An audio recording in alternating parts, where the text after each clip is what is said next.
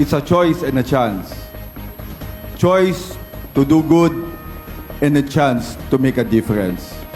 Dito po sa bagong pinuno po ng ating kapulisan, let us make a big difference in people's life. Kung ano po yung tama, ito po ang susundin natin. Let us not go astray. Yun lang po yung pinaka-importante natin. Isipin nyo, ang trabaho po natin, let us give our community the best public service. Let us make them safe sa pagtulog nila at paglabas nila. Ang sabi ko nga, sa bagong Pilipinas, ang gusto ng pulis, ligtas ka.